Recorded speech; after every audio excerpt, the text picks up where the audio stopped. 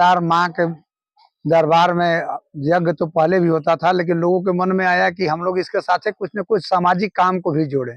धार्मिक काम के साथ अब सामाजिक काम का भी दायित्व मंदिर कमेटी उठाने के लिए संकल्पित हुई थी और इसका चर्चा पूर्व में किया गया था। और उसी चर्चा के दरमियान कमेटी के लोग बाबा से जाके यज्ञ के लिए पहले तो आग्रह किए कि यज्ञ कराया जाए, और उसमें हम लोग यह तय किए कि कम से कम 11, चूंकि पहला वर्ष है, अनुभव नहीं है मंदिर कमेटी को, इसलिए लक्ष्य छोटा रखा गया है।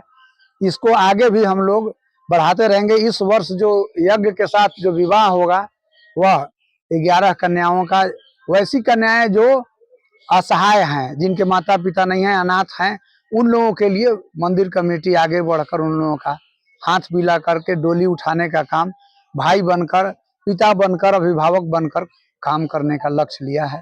कब से कब यज्ञ का तिथि निर्धारित है? यज्ञ 13 फरवरी 2025 को प्रारंभ होगा और 21 फरवरी 2025 को पूर्णाहुति होगा।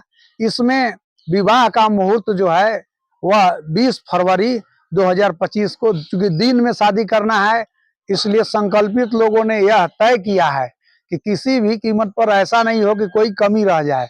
तो वो आचार्य जो ब्राह्मण आए हुए थे हम लोगों के काशी से, उनसे विमर्श करके यह तिथि तय किया गया है कि उन वर कन्याओं का जीवन सुखमय हो, उनका उज्जवल भविष्य की कामना हम लोग करेंगे। तो वैसा शुभ मुहूर्त में ही विवाह हो ताकि उनको कोई कष्ट न हो।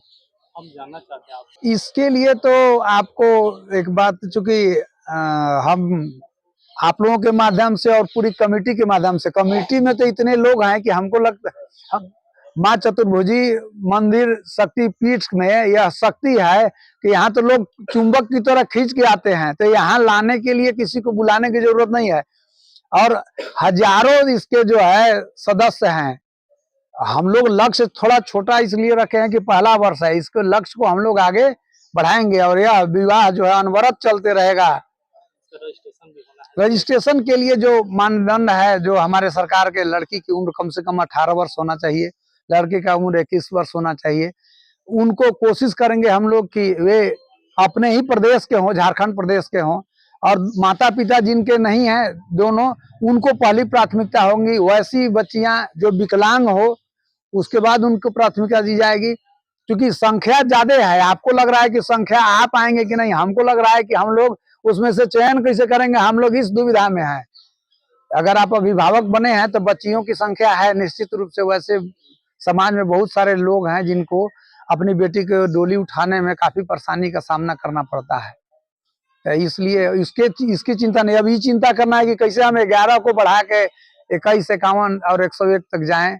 और ये मंदिर की भव्यता भी इससे बढ़ेगी कि हम लोग सामाजिक काम में भी इसका जो है सदुपयोग कर रहे हैं। माँ का जो आशीर्वाद है उन लोगों तक मिलेगा, बाबा का आशीर्वाद उन लोगों तक मिलेगा।